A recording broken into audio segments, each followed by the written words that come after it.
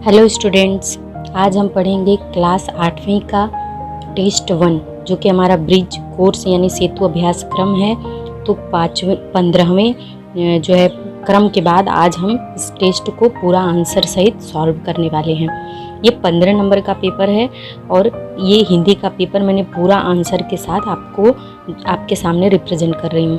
तो वीडियो को स्टार्ट करने से पहले और आप वीडियो पूरा देखें उसके पहले कि आप मेरे चैनल को सब्सक्राइब करें, लाइक करें, शेयर करें ताकि आपको ज़्यादा से ज़्यादा जो है वीडियोस मिलता रहे।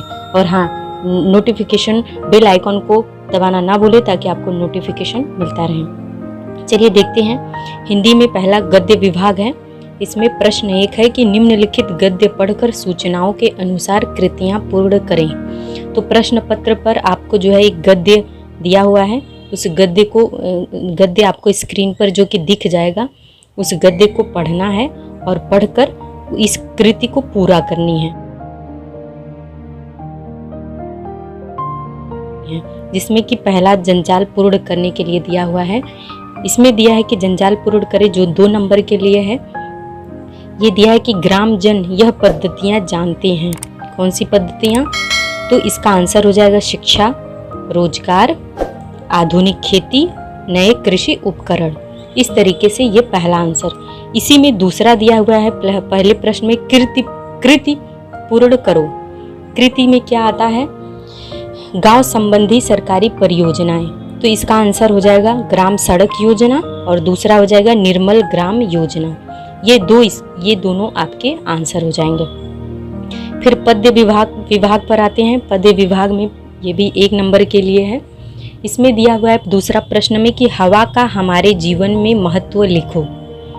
तो इसके उत्तर में हम लिखेंगे कि हवा से हमें श्वसन के लिए ऑक्सीजन मिलता है। मतलब हम सांस लेते हैं, उसके लिए हमें हवा से क्या मिलता है? ऑक्सीजन मिलता है। आगे बढ़ते हैं इसी क्रम में। देख लीजिए, दूसरा प्रश्न दिया है दूसरा कि गुलाब के फूल का वर्णन करें। ये भी 1 नंबर के लिए है। तो गुलाब का फूल आप सभी ने देखा होगा, उसका वर्णन करना है। तो उसमें क्या क्या खूबियां होती हैं बस यहाँ पर वही आंसर में उत्तर में लिख देना है। तो गुलाब के फूल का पौधा कांटेदार होता है। गुलाब का फूल लाल, सफेद, गुलाबी होता है। गुलाब का फूल बहुत सुंदर फूल होता है। यह एक सुगंधित फूल है। गुलाब जल, ये सेंटेंस एक में ही रहेगा। गुलाब जल गुलाब के फूल से बनाया जाता है। इस तरीके से इसका उत्तर लिख देंगे। दूसरे प्रश्न में तीसरा प्रश्न दिया हुआ है। उप प्रश्न क्या है कि अपने पसंदीदा कविता की 5 पंक्तियां लिखे। मतलब जो कविता आपके सिलेबस में है उसकी 5 लाइनें यहाँ पर लिखनी है। तो यहाँ पे ये भी 1 नंबर के लिए प्रश्न है। तो इसको मैंने यहाँ पे स्क्रीन पर आपको दिख रहा है, लिख दिया है। झूला झूले सोने का, झूला झूले सोने का, झूले रेशम की डोरी, मीठे सपनों में सोई, सुन सुन परियों की लोरी, मेरा दीठ दिठौना रे, मेरा दीठ दिठौना रे, सोई मेरी छौना रे। तो ये जो है कविता आपको कंप्लीट हो गई। तो सोई मेरी छौना रे। इस तरीके से अब व्याकरण विभाग में आते हैं। आगे बढ़ते हैं तीसरे प्रश्न पर। ये व्याकरण विभाग में ये पहला पार्ट जो है 1 नंबर के लिए है। तो इसमें क्या दिया है कि अधोरेखित शब्दों के लिंग बदलकर वाक्य में प्रयोग करें। जैसे दिया है प्रश्न में कि चाचा जी सदैव मेरा मार्गदर्शन करते हैं। तो इसका उत्तर हो जाएगा चाची जी। लिंग बदलना है तो चाचा जी से क्या करेंगे? चाची जी सदैव मेरा मार्गदर्शन करती हैं। इस तरीके से इसका उत्तर हो जाएगा। इसी में दूसरा दिया हुआ है निम्नलिखित संज्ञा को उचित जगह पर लिखो। तो ये एक डायग्राम जो है आपको स्क्रीन पर दिख जाएगा। तो वही यहाँ पर लिखा है स्क्रीन पर, जिसमें कि जातिवाचक संज्ञा में कुत्ता आ जाएगा, समूहवाचक संज्ञा में हिरणों का समूह है, व्यक्तिवाचक संज्ञा में महात्मा गांधी जी हैं और द्रव्यवाचक संज्ञा में जो स्क्रीन पर लड्डू बना हुआ है वो आ जाएगा।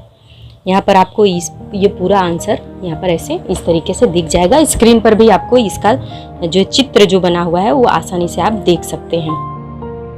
जैसा कि आप यहाँ स्क्रीन पर देख रहे हैं कि कैसे जातिवाचक, समूहवाचक, व्यक्तिवाचक। इसके बाद हम आते हैं तीसरे प्रश्न में ही आगे बढ़ते हैं। तीसरे प्रश्न में दिया है कि निम्नलिखित वाक्य में सर्वनाम ढूंढकर लिखो। ये भी 1 नंबर के लिए है। उसने पौधों को पानी दिया, ये वाक्य दिया हुआ है, इसमें सर्वनाम ढूंढना है। तो इसमें सर्वनाम होगा उसने, ये इसका आंसर हो जाएगा। तो ये उत्तर आप लिख लेंगे। फिर आखिरी प्रश्न पर आते हैं। आखिरी प्रश्न चौथा है, ये दी हुई कहानी के चित्रों का उचित क्रम लगाओ। इसका जो है चित्र आपको स्क्रीन पर दिख जाएगा और इसका क्रम भी जो है पहले पहला रहेगा, फिर तीसरा, फिर चौथा, फिर दूसरा, ये क्रम रहेगा। स्क्रीन पर इसका आंसर आपको दिख जाएगा। आगे बढ़ते हैं। चौथे में दूसरा उप प्रश्न, निम्नलिखित संवाद लेखन पूर्ण करो। ये आखिरी प्रश्न है इस टेस्ट पेपर का।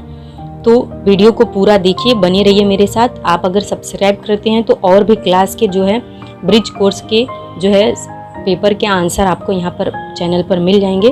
तो सब्सक्राइब जरूर कीजिएगा चैनल को, लाइक भी कीजिएगा। अगर आपका कोई विचार हो, राय हो, सलाह हो तो ज़रूर कमेंट बॉक्स में लिखिए। तो ये चौथे प्रश्न का आखिरी प्रश्न है, निम्नलिखित संवाद लेखन पूर्ण करो। संवाद करना मतलब बात करना। तो यहाँ पे 8वीं कक्षा में एक दूसरे का परिचय कराते हुए छात्रगण और गुरुजी के बीच होने वाला संवाद, मतलब गुरु और छात्र के बीच में जो बात हो रही है वही यहाँ पर पूरा करना है। तो जैसे गुरुजी बोलते हैं, नमस्ते छात्रों, आज पाठशाला का पहला दिन है। हम एक दूसरे का परिचय कराते हैं। हम पहले लड़कों से शुरुआत करते हैं। सभी विद्यार्थी अपना नाम बताकर अपना परिचय दें। ये गुरुजी बोलते हैं। तो उत्तर में आता है राकेश, जो कि छात्र हैं। राकेश क्या कहता है, मेरा नाम राकेश है, मैं इस विद्यालय में नया हूँ। ऐसा राकेश ने बोला है।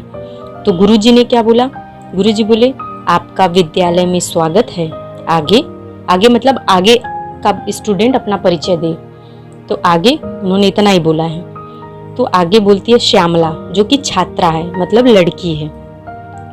मैं श्यामला, मैं विद्यालय में पहले से पढ़ रही हूँ।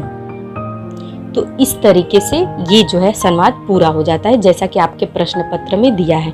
पूरा वीडियो देखने के लिए आप लोगों का बहुत बहुत धन्यवाद। ऐसे ही मेरे साथ बने रहिए, सब्सक्राइब करना बिल्कुल मत भूलिएगा, और भी वीडियो मैं लेकर आती रहूँगी। धन्यवाद।